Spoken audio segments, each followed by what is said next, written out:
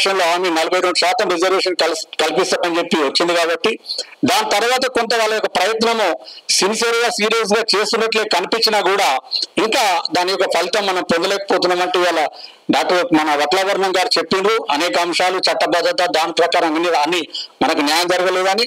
అంటే ఏది ఏమైనా మీరు బీసీలకు ఇవాళ ఉన్నటువంటి రాజ్యాంగంలో లోపము, అదేవిధంగా సుప్రీంకోర్టు తీర్పులు ఏం చెప్తున్నాయంటే మీరు 5% పెట్టాలన్నా 10% పెట్టాలన్నా డెడికేటెడ్ బీసీ కమిషన్ ద్వారా ట్రిపుల్ టెస్ట్ ద్వారా మాత్రమే పెట్టాలి.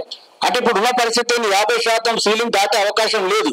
అంటే రాజ్యాంగ సవరణలు జరగాలి, లేకపోతే ప్రజా ఉద్యమాల ద్వారా ఇవాళ రాజకీయ పార్టీల మీద ఒత్తిడి వచ్చి బీసీలకు ఖచ్చితంగా 42% సీట్లు కేటాయిస్తే కానీ మనకు న్యాయం జరిగే అవకాశం లేదు. ఈ రకంగా మరి కనీసం రాష్ట్ర ప్రభుత్వము ఈ సంవత్సరంన్నర కాలం నుంచి రాజ్యాంగ సవరణ కోసమైనా పార్లమెంట్ లో కొంత ఒత్తిడి తీసుకొస్తే బాగుండేది. మరి అది కూడా జరగలేదు. ఏదేమైనా ఇక్కడ ఒక కొత్త పునర్నిర్మాణం లోపల బీసీ ఉద్యమాలు మన రాష్ట్రంలో జరగాల్సినటువంటి అవసరం ఉన్నది. రాజ్యాంగ సవరణ కోసం ఉద్యమాలు చేయాలి.